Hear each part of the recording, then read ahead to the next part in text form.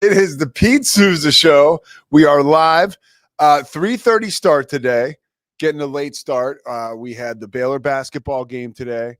I was filling in for John Morris on the radio, and before that, we filmed Inside the 12, the TV show for the Big 12. Welcome to King McClure today, a partner of mine at ESPN and of course Rogue Media. So King joined us. He's going to be the basketball analyst, and excuse me. That was a lot of fun. So it's been a busy morning, but I couldn't wait to get over here. I was thinking about man, this is a fun day. You get a little tired, but I mean, come on, you can't complain about this. Zach Burke on the wheels of steel, Zach Owen in the other room getting interviewed by Ava from Rogue Media Network. And we are presented by Slovacics. I didn't know Ray from Slovacics. His last name was Ray Broker. Like Ray Broker, like heating, I guess. Yeah. But they sold it since. Anyways, Ray's one of my heroes. Thanks to Ray. Of course, thanks to Crawford Austin Property, D1, Daniel Stark Injury Lawyers, and of course, First National Bank of Central Texas. I got to reach out to Dan, make sure he gets his rear end here tomorrow. So we'll talk Baylor basketball. We also have an interview with Mike Foreman, a Heisman voter, coming up in the second segment. And I want to start today with there's more news on this front. And I feel this is something we've all been through in one way or another. You know how I was talking to a guy today. This was cool because obviously my story of sobriety, I put it out there. Been sober for a while now, and it's I like to share it. I should share it more now, actually. I've kind of almost gotten away from it as I've gotten busier. But this guy, publicly I'm out there and as public as somebody like me can be. Anyways, the guy was like, hey, I really appreciate you sharing about your addiction. It impacts more people than you know. I totally was taken back, and I felt great about that any kind of message I'm putting out there is helping people. Of course, awesome. So another thing that impacts people a lot, bad relationships, right? If they don't impact you, they impact a friend of yours or a brother or a sister, and it can screw up a family. It can screw up professional life. It can just throw your life totally out of whack. I haven't heard anything. Of course I haven't, right? It's not like I'm wired into Bill Belichick's personal life. But the closer we get to this North Carolina thing becoming official, my brain, I'm ready to short circuit, smoke coming out of my ears, I just, it doesn't make sense to me. And again, I always say it, there is so much that we don't know. And I understand that. So I'm going into this eyes wide open, knowing that there's just so much I don't know. However, I do find it interesting. I feel you ever have a friend, you ever been that friend who is moving quickly in a relationship and you're making bad decisions that really will impact your life long term. Now, I'm not saying that Bill Belichick's girlfriend is the battery behind this operation or this decision-making process that could land him at North Carolina. I'm not saying that. I am saying that I feel Bill Belichick going down the line with North Carolina is watching a buddy with right now he's flirting with North Carolina, and he's all of a sudden gotten hot and heavy, and you never would have pictured these two people together, right? You're like, whoa, wait, what is he doing with North Carolina? Really? Bill Belichick, Ramses? Doesn't make any sense. Bill Belichick was just winning 6 Super Bowls with the New England Patriots. Bill Belichick, remains, should be, I don't want to say anything the wrong way, but he should be working in rare air. I feel North Carolina is a step down, and I feel he's moving too fast. And at the end of the day, I do feel this will not happen. You have my word, will not happen. I feel we've run into too many snags and too much back and forth. And if it is potential, if there is a potential that Bill Belichick is I'm doing this to get other other offers or other interests. Like he's probably getting that right now. But I want to give you the absolute latest. This is from ESPN, and it is from Pete Thamel. So it says that North Carolina is working to close a deal with Bill Belichick to make the six-time Super Bowl champ the Tar Heels coach. But sources tell ESPN there are still issues on both sides. Sources added that the ball is in Belichick's court and the North Carolina officials are on board with him becoming the coach. A resolution is expected in the near future. Like, give me a break on that timetable, the near future.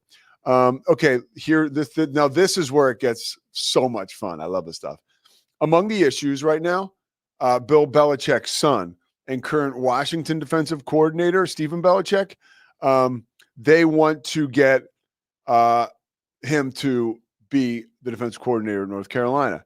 Other issues, North Carolina's name, image, and likeness resources, Belichick's salary, and resources for the staff and reporting structure. Good call by Cam.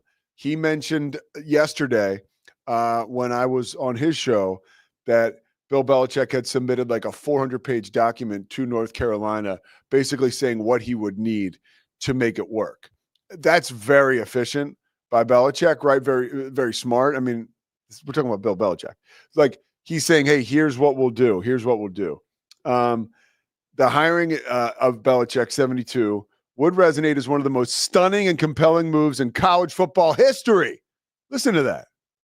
He worked in the NFL in some capacity from 75 until his divorce with the Patriots in 2023. So we're talking about nonstop, like 50 years almost. The transfer portal opened on Monday, so the Tar Heels roster is potentially in flux.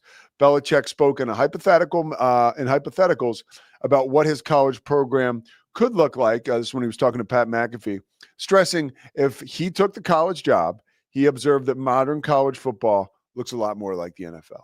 So, like, I still don't think this is going to happen. I feel like at the last moment, this deal will crumble. And I think it's because, one, Bill Belichick is asking a lot. And two, I think that Bill Belichick is either fielding phone calls from other organizations, dare I say universities, but other organizations saying, hey, I would have to imagine if you were an NFL team that was really interested in him, you're calling him right now and you're saying, hey, hang in there.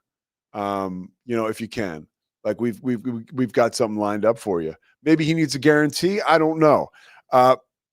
Back to my original point, I feel like a buddy of mine has met a girl who in one way or another, like totally moves him and has him losing his mind. And he's about to make a really bad decision. Like, oh, I think I'm going to move in with her. Or oh, I think I'm going to marry her. See, right now it's all fun and games because he's just flirting with North Carolina. So it's like, it's no big deal. Remember, Bill Belichick was a guy, I don't know if it was once or twice. Remember, he took the Jets job for a day and then turned around and said, I don't want it. Right. And wrote on his resignation, I resign as head coach of the NYJ or as HC of the NYJ. Wrote it out on a cocktail napkin. Okay. And turned it into the Jets. And that was his way of resigning. I feel like there was another episode where he was like head coach for a day. I could be wrong. Oh, no, he was head coach of the Patriots for a day when Bill Belichick was suspended or something. There was some trade or something that happened that went. What happened? Oh, Belichick. Parcells left the Patriots to go to the Jets. That's what it was. So there's a lot going on here. And I really am hoping that Bill Belichick does not take this job. And I have a lot of skin in the game, man. Like, I love football. I love pro football. I know college football. I cover college football. I think that, as I said yesterday, Bill Belichick would get lost in the shuffle at the college football level and being a head coach. And the latest news has us headed to the altar now with Belichick and the possibility that this situation would become a reality. I don't worry. I don't worry about his legacy being tarnished. It's impossible to tarnish a legacy that includes 6 Super Bowls. and possibly the best dynasty in pro football history. You can't take that away from anybody, especially when you're 72. That's another thing too. Is he too old? I don't think so. I believe like football is football, and I think that he'll be able to get through to his players. It's not that deep. I don't think. I think that he'll get guys around him that can recruit. So I want to see. So I'm looking now a little more about the portal opening. So here's more of what Belichick said. I want to convey this to you. This is ESPN. If I was in a college program, the college program would be a pipeline to the NFL for the players that had the ability to play in the NFL, Belichick said. It will be a professional program, training, nutrition, scheme, coaching, and techniques that would transfer to the NFL. So this is another thing where I think you can get North Carolina. They put together an emergency board of governors meeting or whoever, and it was discussed that the quotes like that don't really favor higher education. And I get it. Like, it is what it is now. Like John Calipari is like, hey, we don't just get guys drafted. This is when he was at Kentucky, but I'm sure he can say it at Arkansas too, because it's still him. But we don't just get guys drafted. We get all-stars. We'll turn you into an all-star. You know, Bill Belichick is going to say now, hey, this is like a program that will get you ready for pro football. But a provost doesn't want to hear that. Clearly, the Bill Belichick, if he gets a chance to talk to the provost, which he already has, but if he gets a chance to talk to a leader like that, he will have a way of convincing him and kind of smoothing over those rough edges. But it is a real departure for a school like North Carolina. It would be their first leap into, we're just going straight, like we're going after it.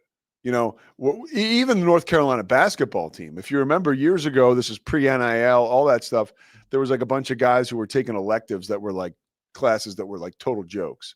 And it was a huge deal in North Carolina because, like, far be it for North Carolina to commit like some kind of educational sin like that to let their basketball team take easy classes, which is like, you know, it's an open bar as far as that's concerned all around the country. That's the fact of the matter is, like, let's just get these guys to go to class in a lot of places before they depart for another school or possibly a pro career.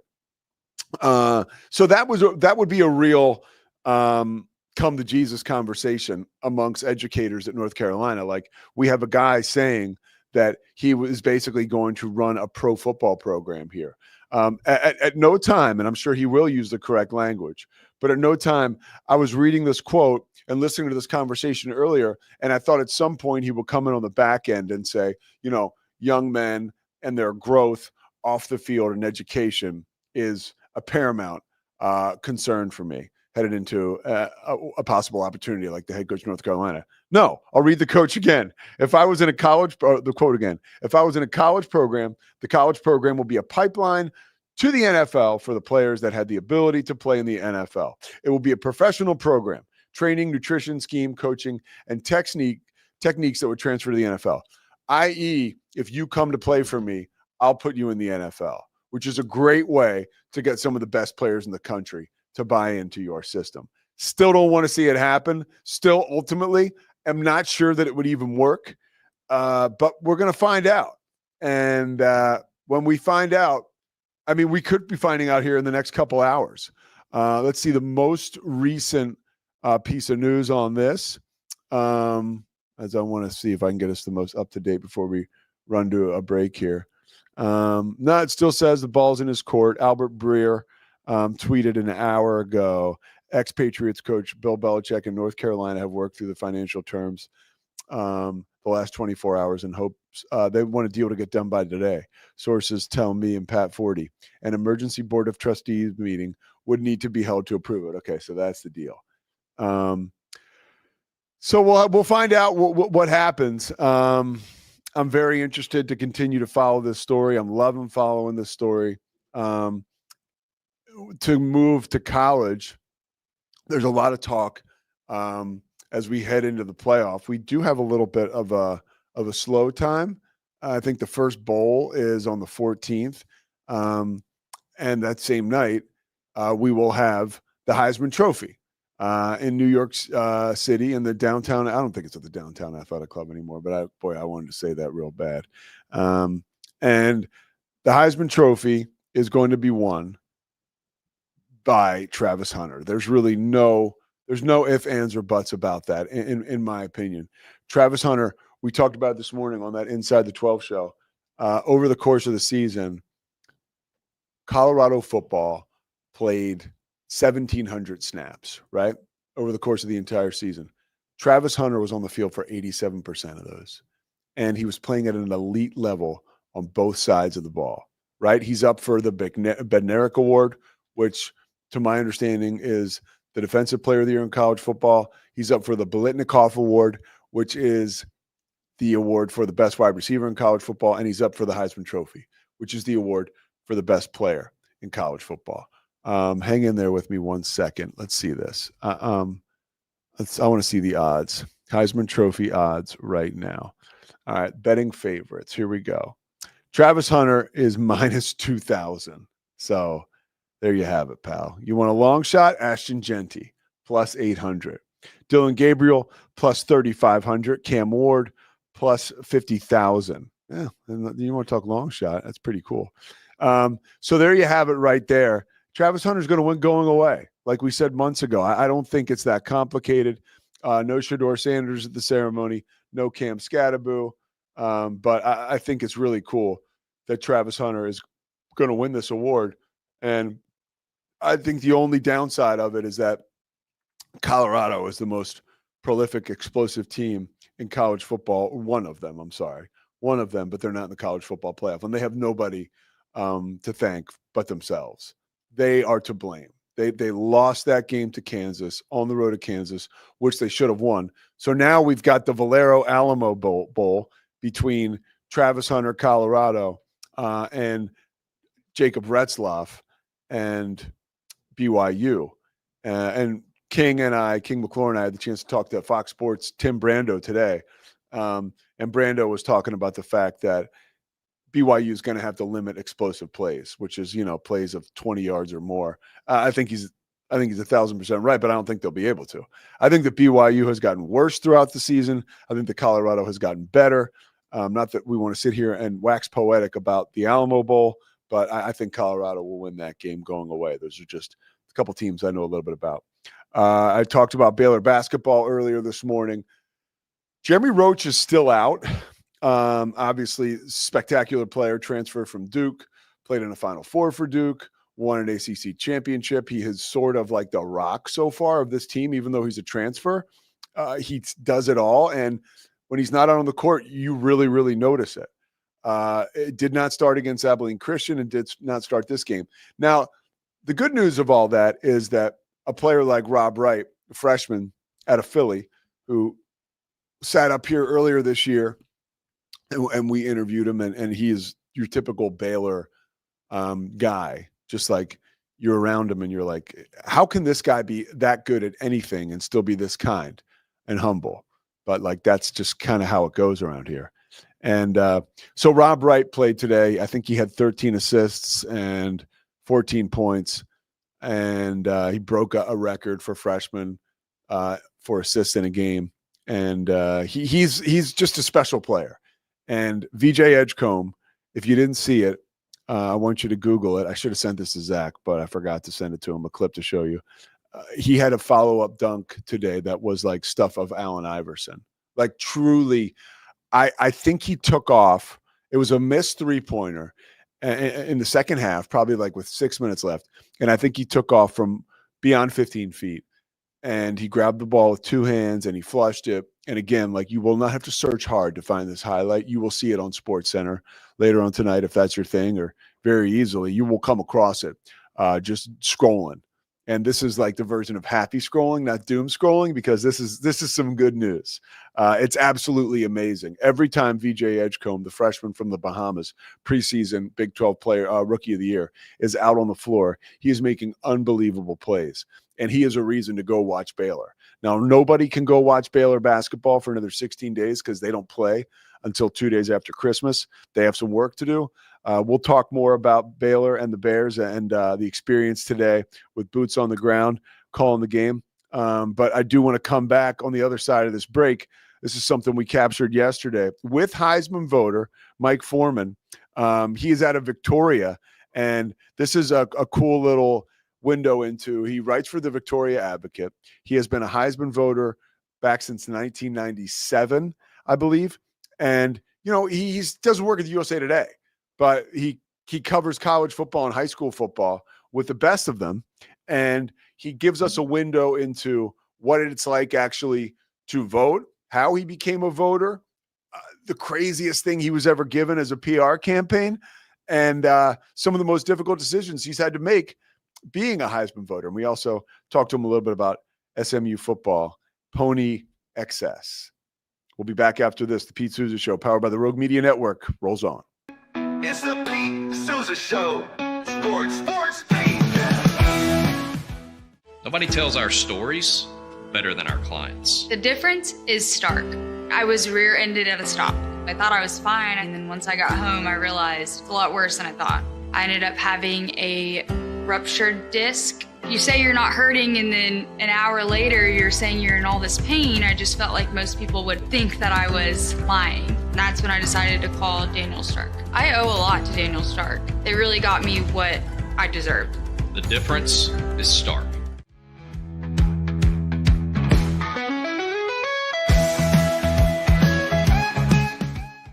We definitely love our relationship and love Extraco. It's been an amazing experience. They made the PPP process easier. They were reaching out to me saying, what can I do to help you?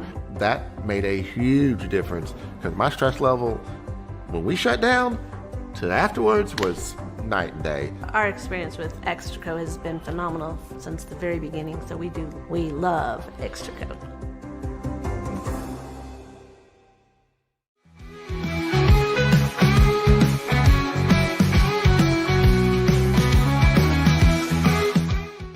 All is right with the basketball world. God's gift to the game of basketball, the Boston Celtics are back in the NBA Finals, baby. I don't think the Mavs did anything special. They played well enough to win and win pretty good. You know what I mean? Yeah. I thought the Celtics didn't show up to play at all, and maybe if they showed some fight in the second half, they would have lost by 15 or so. Is he in the Red Sox Team Hall of Fame? He is also in the Red Sox Hall of Fame. Something about this guy being in the Team Hall of Fame. Yeah, I did. So, deserved it, man. Which seems like it fit. Sports. By asking you this, who's the best high school football player you've ever covered? Wow, that's a good question. Let me see. I could say, I covered Robert Stray when he was at Cuero. He was phenomenal running back. Let's see who else I've seen that was real. Dalton Brooks is now at Texas A&M's another one. Yeah, he's terrific. Yeah, he was something exceptional in high school. Of course, I covered Bay City, so I saw a lot of good athletes out there. I don't know if I could say one guy was the best. It's hard to say. All right, well, we can move to modern day. I saw on your Twitter profile, you're a UCLA and SMU graduate. So does that mean, how do you feel about the Mustangs? I feel like I'm glad they got in. I was a little worried there after they lost to Clemson. But I feel like, that the fact that they came back like that and almost won, I think that's what got them in there. Well, your experience too. What's your relationship like with that program? Were you in school around like the Craig James, Eric Dickerson, Ron Meyer, those guys? Actually, I was before that, but I did cover the Cotton Bowl where they beat Pitt, and that when Dickerson and James were there, and it was pretty bizarre because when we went after the game, to go to the locker room to do interviews, they kept us out of there for a while. And the word is the boosters were in there taking care of things. Were you surprised as someone who had been there just a handful of years before, and now you're covering this team that is the best in college football, sort of a rags to riches story? No pun intended there, but the reality. Yeah, that's right. I mean, when I was there, they were decent, but never really great. And yeah, when they started getting athletes like they did, it was pretty obvious something was going on. But they weren't the only ones doing it. So, in fact, I think it's pretty well known that the Trans Am that Dickerson got came from Texas A&M. So, yeah, they were obviously paying those guys. I mean, they did the 30 for 30 on it. And, yeah, I'm not surprised. Yeah, but, that 30 for 30 was outstanding. Pony XS. Yeah. Yeah, about 15 years old now. It's aged very well. Yeah, it did. And still to this day, Dickerson will not say what he got or where he got it from. But he's made light of it though, and the fact that now we have it's legal. Now with NIL, you pay for it. So it's kind of ironic, actually. It's absolutely ironic, and lo and behold, here we go. Right, we got that nice Texas money has come back through again, and build a nice program there. I know you're a Heisman voter, and yeah. So how do you prepare to cast your vote? How much legwork goes in? How much watching goes into it? Because you just mentioned you got 4 high school football games, big time playoff games tonight that you're or this week that you're covering all on Thursday. How do you find the time to dig in to some of these Heisman candidates? Well, what I do, I'll tell you the truth. I usually don't start paying real close attention until later in the season. I mean, I've always seen those lists and odds going in of Heisman favorites, but I mean, experience has told me that doesn't mean anything because you never know what can happen.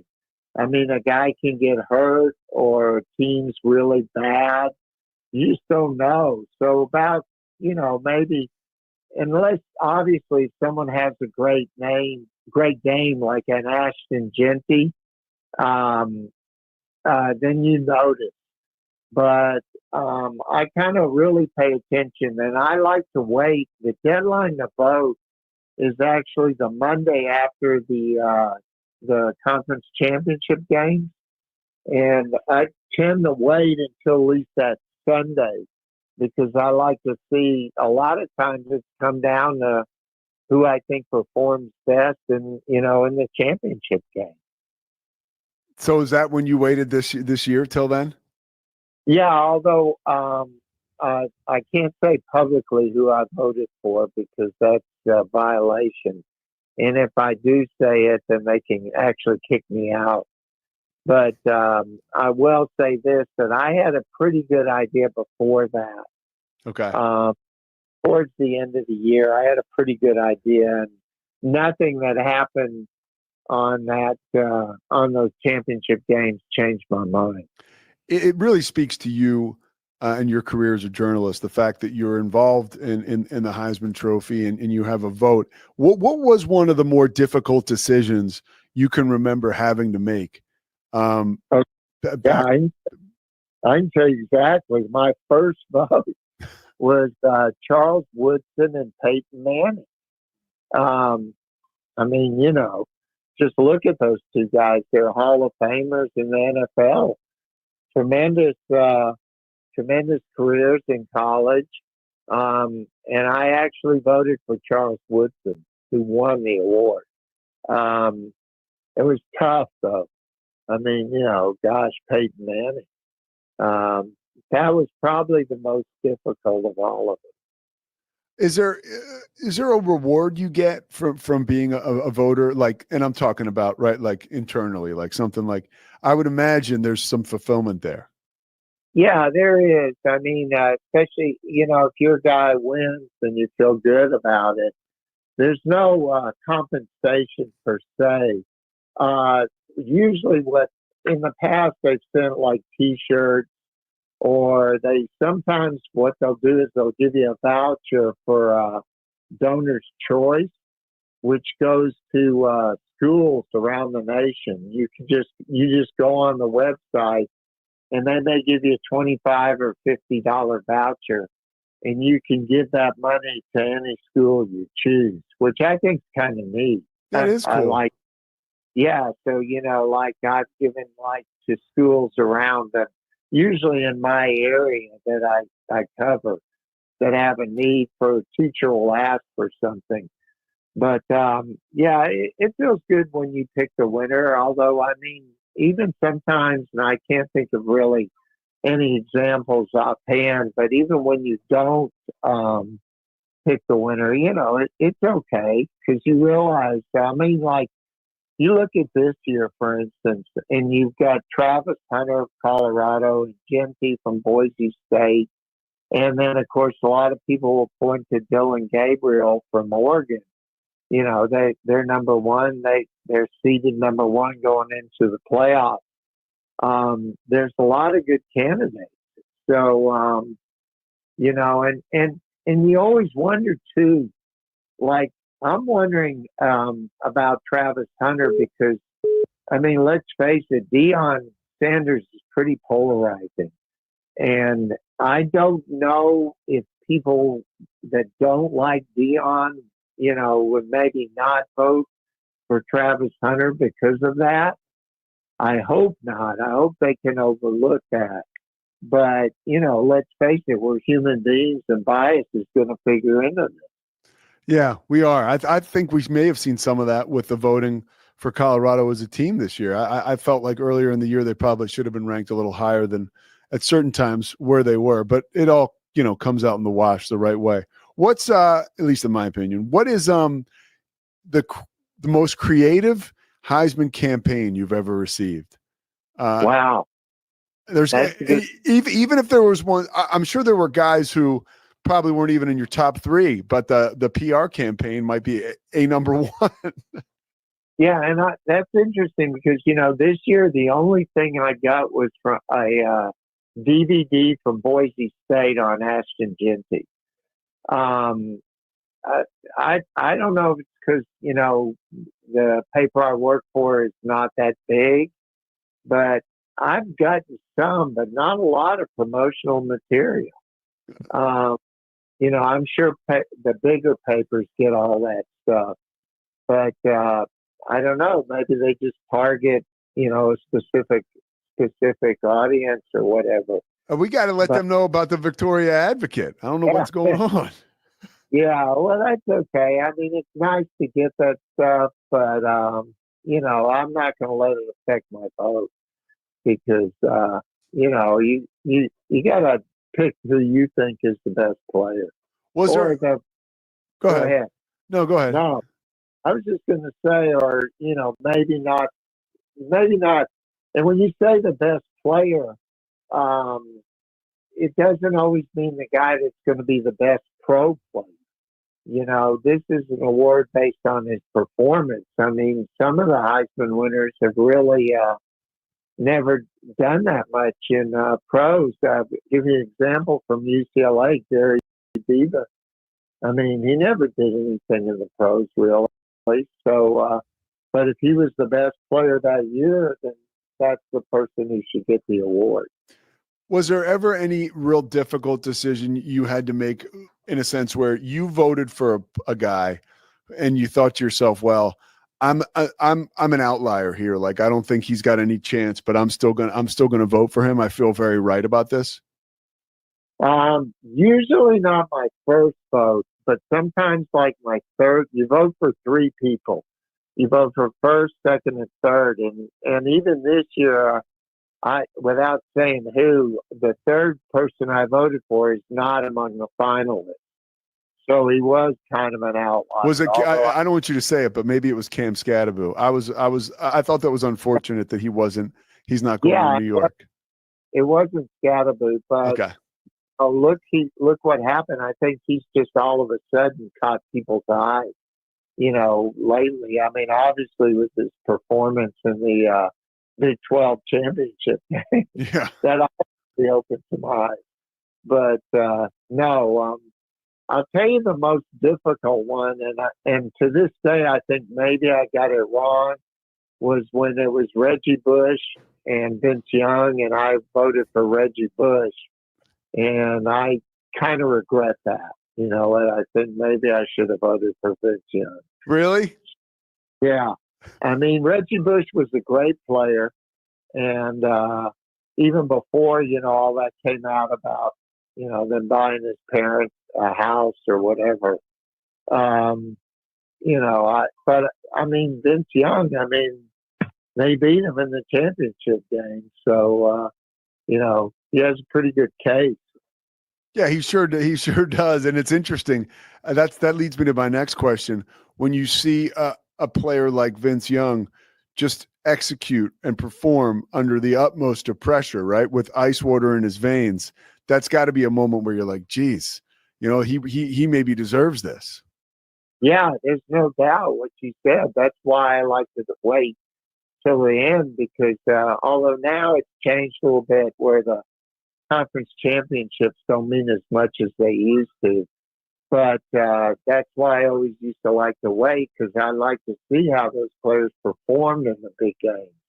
And that's, to me, that we've taken the same approach in high school when we pick our MVP of our team after the year, because we usually go with a guy from a team that, has had a lot of success, unless, like, for instance, like a Jonathan Brooks, who played at UT.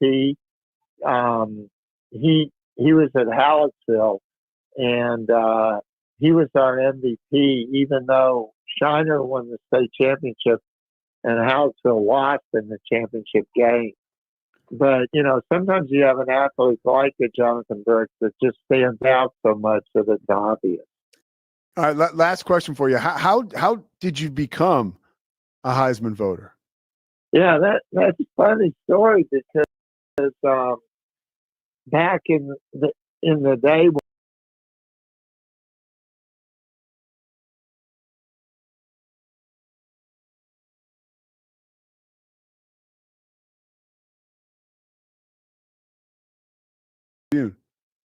So he called me and said, "Hey man, we have an opening.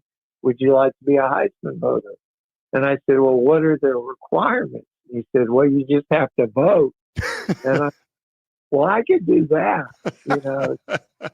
That's how it started. And I've done it ever since. And hopefully I'll do it until I retire, which, I keep saying every year, this might be the year, but who knows? It's funny. You met once they ask you if you want to vote, you've already met the requirements, right? Like you met Kim, you checked out. So that's it. You've met the requirements. Then all you really have to do is vote. He's not asking anybody, right, if they want to vote.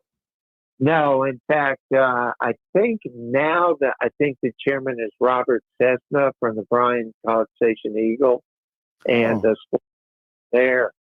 So I think Cease is now because Kim is no longer working at the Waco paper, but I think he's in charge, and so he would be the one now if there was a vacancy, say, to reach out to someone. I lied. I got one more for you. As a sports writer, because that's a profession that I think has almost been lost in the shuffle, is just how important you are. Like, especially guys who maybe will dig a little extra on some stories and really report what's going on in towns maybe where we don't know what's happening. How much does it mean to you that sports writers still get to decide, big honors like this, or at least have a huge hand in it? That's pretty cool still. Yeah, it is. I mean, this is actually, other than the sports writers where we pick a high school all-state team, this is really the only thing I do. It's neat. I mean, I think it's important, though, that, if you're going to do it, you need to do the research. And you try to stay away from biases. I mean, obviously, like, for instance, my son went to OU. So, like, when, Baker Mayfield or something is up there, he's probably wanting me to vote for Baker Mayfield. And he deserved it. But, or Kyler Murray. But you really do have to be careful and make sure you say, is this the guy that deserves it? And not just because, I went to school there or someone went to school there or I like that team kind of thing. But, yeah, it's neat. And I hope, like other writers that like vote on the Hall of Fame and things like that, although that's much more exclusive. Yeah, and to tell you the truth, I know now there are quite a few voters for the Heisman, and I know like the public votes, and I think that counts like 5% or something. But so yeah, there's still a pretty big pool. There's former Heisman winners, there's writers. I think there's I don't know if coaches can vote or not, but it's a pretty big pool of people that are voting. Well, it's a pretty big deal, and I respect your work, and I wanted to get a chance to chat with you about this, especially this time of year. So I can't thank you enough, Mike. I know obviously how busy you are, so thank you so much for sharing some time today. Okay, I appreciate it, Pete. Take care. All right, there you go, Mike Foreman, Heisman voter with the Victoria Advocate during the day, and you can catch us after this break. We'll step aside. The Pete Sousa Show, powered by the Rogue Media Network. Let me start. It's the Pete Sousa Show. Sports, Pete. Nobody tells our stories better than our clients. The difference is stark. I was rear-ended at 70 miles an hour. I was injured, had a concussion. The insurance company, they delayed. They were playing games from the initial conversation. They weren't going to help me. The biggest thing I learned through this is that you can't go through this alone. I called Daniel Stark. They were going to help me and everything was going to be all right.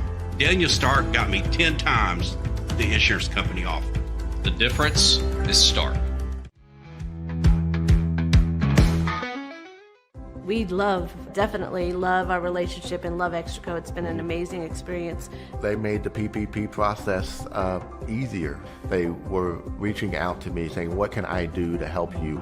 That made a huge difference because my stress level, when we shut down, to afterwards was night and day. Our experience with Extraco has been phenomenal since the very beginning, so we love Extraco.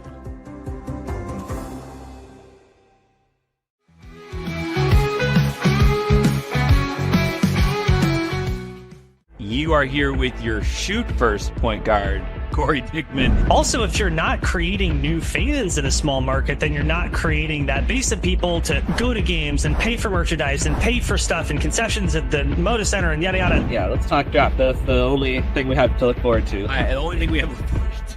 That's what I will teach my son. You will teach your daughter as Blazers fans. It's like, look, the two most exciting times of the year for us are the draft lottery and the draft itself. Like, here we are. This is our thing. Give me some memories and thoughts. I know you had mentioned the first time you had met Bill. What were some of those first memories that came back when you heard the news? Sports. Oh, here we are. We're back. Pete Sousa alongside Zach Burke. The Pete Sousa Show continues this afternoon on a beautiful day here in Central Texas. I mentioned how earlier in the day I was able to fill in for John Morris on the radio side for the Baylor basketball game against Norfolk State. And Zach, we got that clip ready? All right, so there was a moment in the game where it was one of those instances where you're like, one, did that just happen? And two, I can't believe it did just happen, and I saw it in person. VJ Edgecombe, another highlight reel play. Zach, let's check it out. Love kick out to Nunn. Oh, slam for Edgecombe. Oh, my goodness. Oh, my. Air VJ, you better watch out and you better block out or you will. That's our boy King McClure right there, who was alongside Lincoln Rose for the call on TV. I mean, good golly, Miss Molly. The only thing I can compare it to is Allen Iverson, when there is something innate about attacking and also the intuition with timing. Like, that's not just athletic ability. That's having a nose for the game and know-how and a feel for the game that is second to none, that is just about as unique as the athletic ability is. One more time on that clip, Zach. We got to see it again. Love kick out to Nunn. Oh, slam for Edgecombe. oh my goodness. Oh my. Air VJ, you better watch out and you better block out or you will. Like, my only problem with that is that it happened at like 12:30 in the afternoon. That's like too much for kids. Like, they shouldn't, that should be reserved for like games from 9 o'clock Eastern on. That was too scary. Norfolk State, by the way, they had a lot of fight in them. And the game was close for a while. They couldn't miss threes, but then they went to the locker room at halftime. Baylor did, and just decided that they were going to ratchet up the pressure defensively. And that was something that Norfolk State, the Spartans, just couldn't keep up with out of the MEAC, obviously Norfolk, Virginia. One of the things that I'm starting, a vibe I'm picking up on, and I did personally today after the game, I interviewed Josh Ojanwuna with my man Pat Nunley, who has been a color analyst for Baylor basketball games for 44 years. He was alongside Frank Fallon. If you don't know who Frank Fallon was, you definitely heard him calling national TV games. And if you don't remember him from that, you definitely heard his voice announcing the starting lineups at the Final Four for decades. That was Frank Fallon, and a Central Texas product, Waco product, Baylor product, total legend. So Pat Nunley's worked with Pat Nunley has worked with Frank Fallon and with John Morris. John Morris was not there. Again, another star-studded Baylor broadcaster. J-Mo was in New York receiving an award, the Chris Schenkel Award in broadcasting excellence. So if you know who Chris Schenkel is, you know exactly what I'm talking about when it gets to elite broadcasters. So back to present day, Pat Nunley and I caught up with Josh Ojanwuna after the game. Baylor power forward. He had 16 points. I think about like 9 or 10 rebounds. He had a career high 14 rebounds against UConn. He's been playing really well lately, and Baylor's going to need him to play well, not only on the block defensively, which is something I think you can expect from him, right? The defense travels. That is, you can count on that from Josh Ojanwuna. One thing that is starting to percolate a little bit is his offensive game, and Pat talked about that before the game, that Josh was going to have to become a threat offensively, and he was today. And I think he'll continue to be so going forward. We're literally watching this dude just get better before our eyes, which is the case a lot of times, especially early in the season, or in both cases, somebody with Josh, maybe earlier in their career. So we talked with Josh after the game, and here was one thing that Baylor fans can hang on to that I found super interesting. He mentioned the fact that I said, what are you looking forward to doing for the rest of the year? You got the holidays coming up, you have a break. I said, but when you get into conference play, December 31st against Utah, like, what are you guys looking to accomplish? What excites you? And he said, proving people wrong. And now, so here's what Baylor has going for themselves now. And I'm not saying they can ride this all the way to the Final Four of the championship, but it can definitely get you through once you get healthy, right? Because you need to get Jeremy Roach back, who is injured right now in concussion protocol. So it's not like he'll be out forever. Once you get Jeremy Roach back, now you're looking at a situation and a team who basically has a chip on its shoulder. That's Josh said so much directly to myself and Pat Nunley after the game. He said, we want to prove people wrong. We have a chip on our shoulder now. People are looking at us because now Baylor, as far as the top 25 is concerned, they're receiving votes this week. This is a team that is always in the top 25. It's the first time they've been out of the top 25 during a basketball season, and I can't remember how long. But the teams that they lost to, Gonzaga, top 5, Tennessee, number 1, and UConn, defending national champs, 2-time national champs. So, I mean, it's a murderer's row of a schedule that they put together. Last year, Baylor had the most difficult schedule in the country. This year, it looks like they're trying to accomplish the same feat.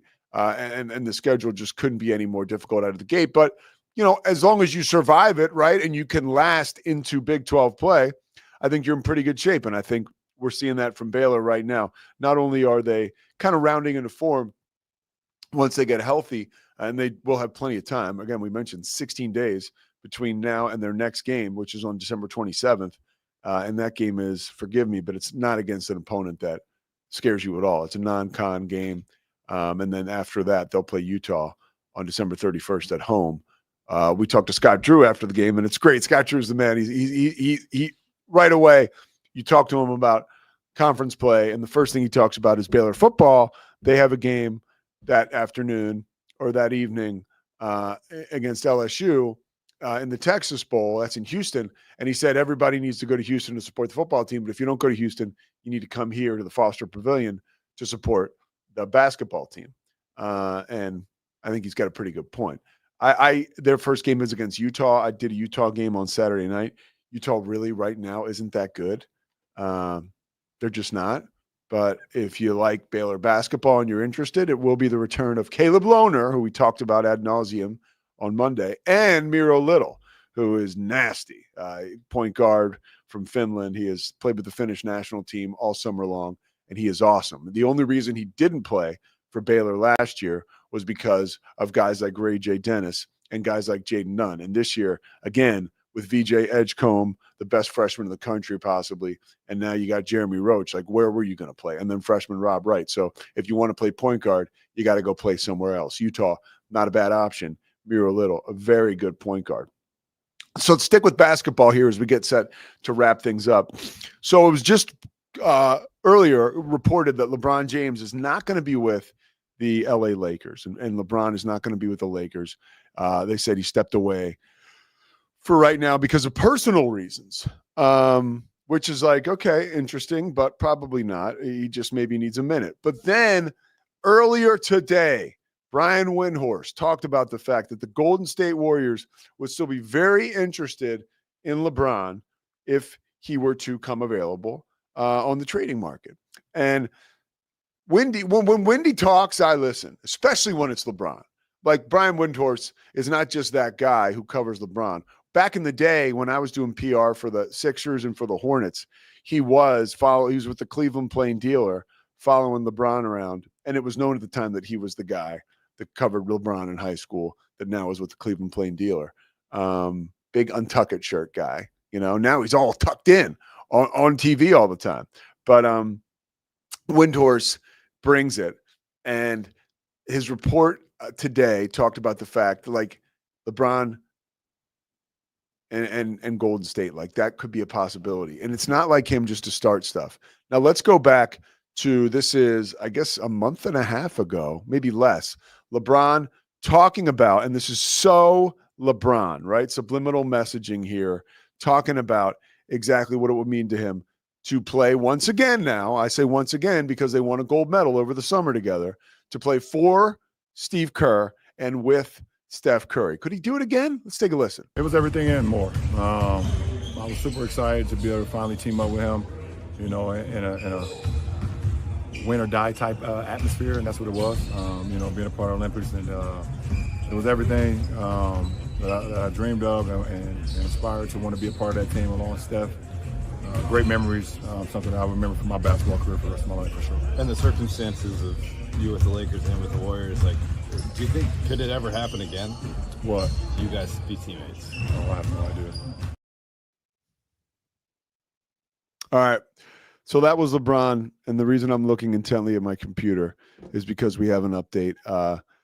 Paul Feinbaum has just reported on SportsCenter, among other sources, that Bill Belichick is finalizing the deal to become the head coach at North Carolina. Let's see what Zach Burke thinks about this. Zach, you got the little wry smile on over there.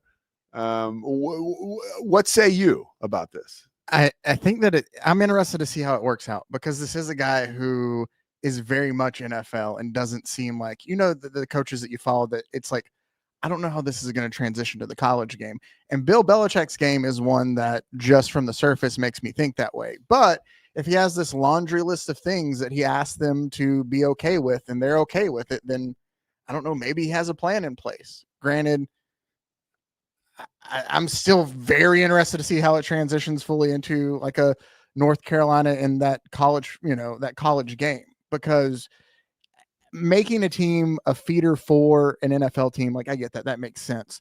And yeah, maybe the game as a whole is a little bit more like the NFL than it used to be, but I still think it's a completely different animal from college football compared to the NFL.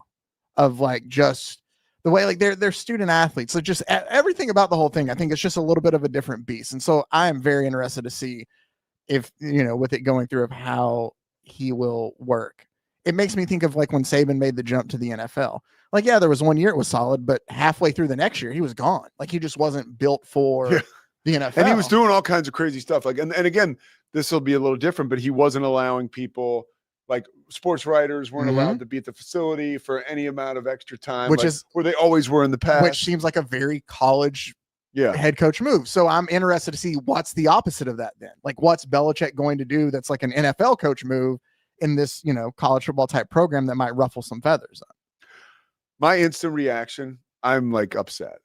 I really am. And because I just think that we lose as America, as fans of football. I think that he will get lost in the shuffle by, again, and I love the CW. Anytime that I could do play-by-play for a game on the CW, if I don't have a conflict, I'll be there. Would love it. However, when you're talking about Bill Belichick and someone of that ilk, God, buried in week 6 against Wake Forest on the CW, that sucks for us as fans. It does for us, but I think for him, he might like that. Like, I understand that he came out. He still, to me, doesn't feel like a guy that loves doing all the media and everyone. No. Like, I know he does. Like, he's doing it a lot more with the Mannycast and all the draft. Pat McAfee. Exactly. Like, I know he's doing it more, but he still, to me, doesn't feel like fully comfortable. So maybe getting lost on that, 2:30, one of the 2:30 games randomly on the CW might be what he's want. He just wants to go out there and coach football. That's a good point, Zach. That's a very good point.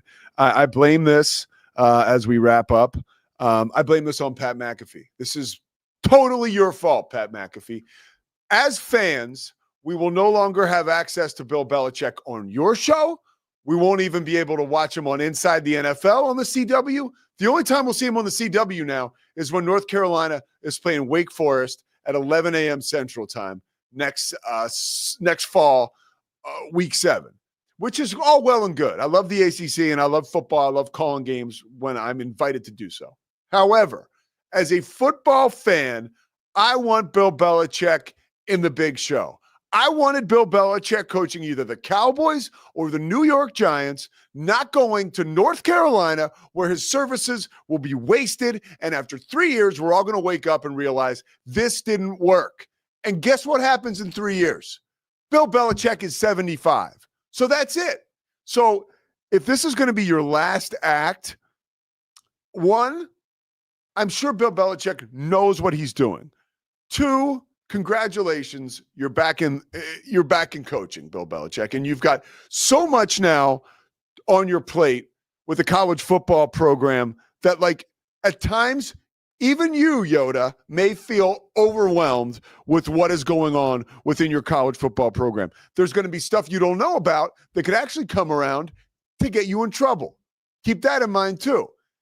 As a fan, I think Bill Belichick can handle all that. For all I know, he's going to be in the college football playoff next year and win a championship. And if that's the case, I'm on board. My biggest fear is that we lose Bill Belichick to a sea of other football news and college football drama and all the fun stuff that we get caught up in game day, as opposed to every Sunday, Bill Belichick stalking the sidelines in front of millions upon millions of people. And doing that for the Cowboys or the Giants would have given me as much Bill Belichick as I wanted. And I always want more because the guy is an absolute legend. That'll do it for today's show. I'm not just pissed because I said he wasn't going to take the job or it wasn't going to happen. See how long it takes me to completely bungle a prediction? It took all of 25 minutes that time. I said he wasn't going to take the job or it wouldn't materialize. And here we are. So congratulations to North Carolina. You know what? Maybe tomorrow we'll try to have Scott Williams on, North Carolina basketball guy, just to see what Scott says about this move and how the North Carolina alumni is feeling about it. Because I can guarantee, that's another thing too. I don't mind North Carolina. I certainly like North Carolina more than Duke. They're going to be pounding their chest about this one. This is like a big victory for North Carolina. So buckle up and get ready for that one if you're a Duke fan or if you don't like North Carolina. If you like me, we'll be back again tomorrow. Regular time, 1 o'clock. Thank you for hanging with us on the special start time today, 3:30, because we got bumped because of a couple obligations. But yeah, Zach, way to go. Slovacic's, please stop at Slovacic's off of I-35. I might have to stop there just to cool off because I can't believe that Belichick took this job. And if this girl is behind this, I'm going to be pissed. That's it. That's all. We'll see you tomorrow. It's the Sousa Show. Sports. Nobody tells our stories better than our clients. The difference is stark. I was rear-ended at a stop. I thought I was fine, and then once I got home, I realized it's a lot worse than I thought. I ended up having a ruptured disc. You say you're not hurting, and then an hour later, you're saying you're in all this pain. I just felt like most people would think that I was lying. And that's when I decided to call Daniel Stark. I owe a lot to Daniel Stark. They really got me what I deserved. The difference is stark. We definitely love our relationship and love Extraco. It's been an amazing experience. They made the PPP process easier. They were reaching out to me saying, what can I do to help you? That made a huge difference because my stress level, when we shut down, to afterwards was night and day. Our experience with Extraco has been phenomenal since the very beginning, so we love Extraco.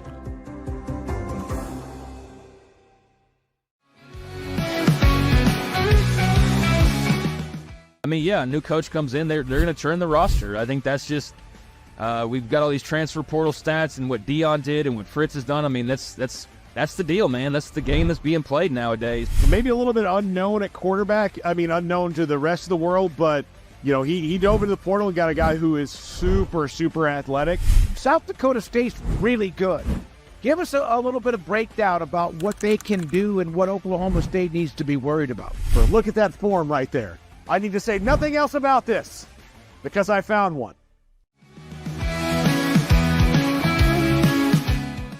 It is Matt Mosley, and it's the Obstructed View podcast, Rogue Media Network. I think they're learning that there's really no wonderful view of me. See, I feel like they think this feed's going to be really wonderful. There must have been no BS, like 20 scouts, 15 to 20 NBA scouts there to see him, and he was top 5. When your old number wasn't working, I went through various channels to track you down. So unfortunately, you can never get away from me. But I'm happy to have you today. No, thanks for having me. And you know we always family no matter where I'm at.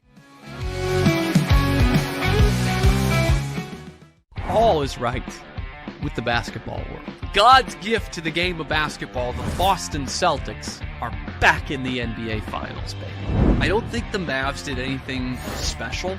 They played well enough to win and win pretty good. You know what I mean? Yeah. I thought the Celtics didn't show up to play at all, and maybe if they showed some fight in the second half, they would have lost by 15 or so. Is he in the Red Sox Team Hall of Fame? He is also in the Red Sox Hall of Fame. Something about this guy being in the Team Hall of Fame. Yeah, it did. So, deserved it, man. Which seems like it fits. Welcome to a special edition of the Doomsday Podcast. Look at this. We got one of the great golfers in the world, certainly one of the great pass rushers in NFL history. But he also had a vision for you. And so it was like you had the best of both worlds, right? You had somebody on you early, and then you had somebody who was maybe more relaxed. What were a couple of your biggest takeaways? The person you referred to that I spoke with, I've spoken to some personnel people and general managers of the league to get some, independent, objective assessments of the players the Cowboys picked, and we'll go through that. Has the general manager changed at all in the draft? Nope, it's been the same since I was here the last time.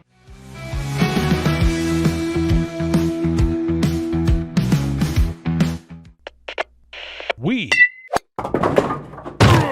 are Rogue Media Sports.